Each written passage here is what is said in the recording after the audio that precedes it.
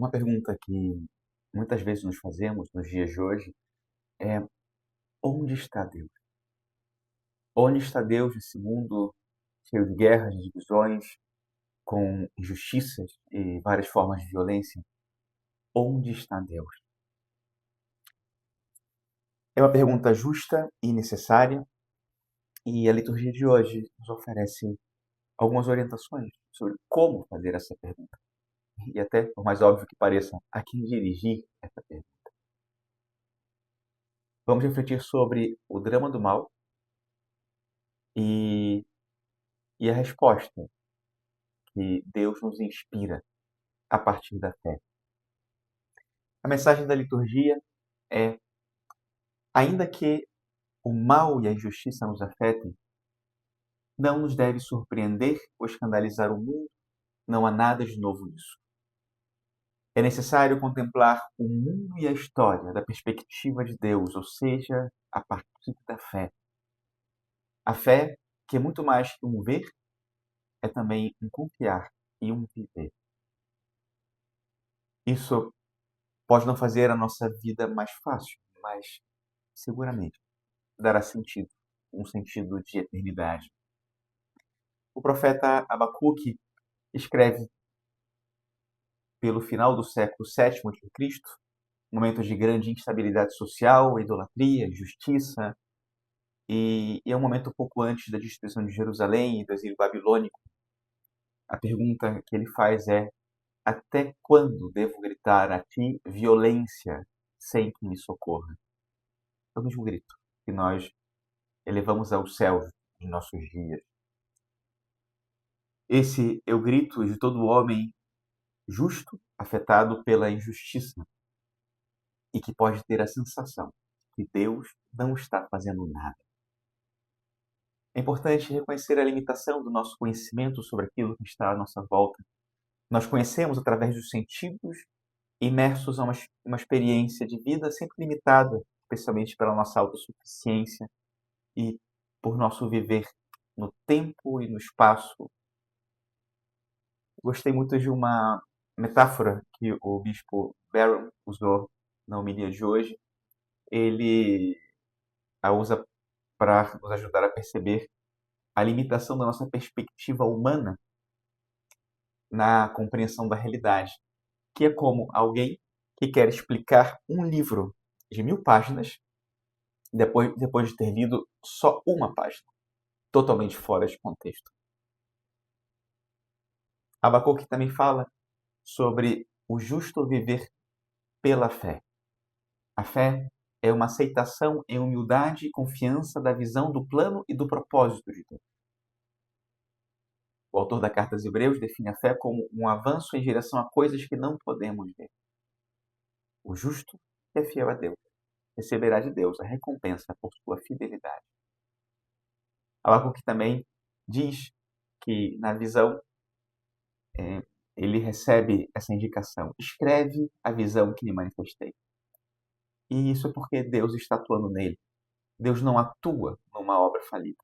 Deus está realizando sua obra a seu tempo. E a parte mais importante dessa obra é a que nós não podemos, mas que é real. E por isso, no Salmo, hoje nós escutamos: Oxalá, ouvisseis hoje a sua voz, não fecheis os corações, que é um convite à fé e principalmente à fidelidade para ver e viver a partir da fé. É o mesmo convite que nosso Senhor nos vai fazer no Evangelho de hoje, no qual Jesus nos convida a duas atitudes essenciais: a fé e a humildade, sendo esta condição daquela. Ele diz, os discípulos dizem: aumenta a nossa fé. E, esse é também o convite dos Salmos, e é importante conhecer o contexto dessa petição dos discípulos. O versículo anterior falava sobre a dificuldade dos discípulos com o perdão. Jesus dizia: e se alguém pecar contra ti 7 vezes ao dia, e 7 vezes vier dizendo: eu me arrependo, tu o perdoarás. E os discípulos, diante disso, reconhecem a sua incapacidade de proceder. a partir do mandato de Jesus, ou seja, sob a perspectiva da fé. Por isso eles vão dizer: Senhor, aumenta a nossa fé. E Jesus vai responder: se tivesses a fé como um grão de mostarda, ainda assim. E o bispo Barron também diz que a fé é, portanto, essa humilde confiança no poder de Deus. Mesmo a menor pitada de confiança, a pequena semente de mostarda, é tudo o que se precisa para desencadear todo o poder do mundo. Isso ocorre porque a fé é abrir-se a Deus, aquele que faz o universo. Jesus conta 2 parábolas e na segunda ele fala sobre o servo e termina dizendo: somos servos inúteis, fizemos o que tínhamos que fazer. O humilde entende que sua vida é serviço e que Deus não precisa de nada da nossa parte. É a humildade que nos ajuda a vencer o orgulho e que abre o nosso coração para a fé. E se assumimos a condição de servos, como fez Jesus, ele se aproximará de nós para nos dizer, como fez com seus apóstolos: não o chamo mais servo. Eu o chamo amigo, porque lhes dei a conhecer tudo o que ouvi do meu Pai. Assim, Jesus nos permite ver de uma outra perspectiva. Ele nos coloca no outro patamar. É como se ele nos abrisse esse livro completo de 1000 páginas, nos ajudasse a ir compreendendo e conhecendo uma a uma, para contar a história e nos colocarmos nela de outro modo, a partir de outra perspectiva. Aqui está a solução para toda a injustiça. A fé é o início dessa justificação. Confiar mais em Deus que nas próprias forças. Deus não extermina o mal do mundo, mas nos dá um caminho muito seguro para, com a graça dele, vencer o mal em nós mesmos. E a fé nos faz realistas, porque gerando esperança, nos permite ler a realidade em chave de eternidade. Nossa experiência do dia a dia é que a falta de fé gera distorções na percepção do mal, da realidade, gera em nós um sentido de desproporção. Temos as coisas com desproporção. Parece que o mal sempre é maior do que o bem, porque o mal é muito vistoso e o bem, normalmente, é mais silencioso. E às vezes, sem a fé, perdemos o sentido de responsabilidade do que é o mal que nós temos a responsabilidade de lutar e vencer.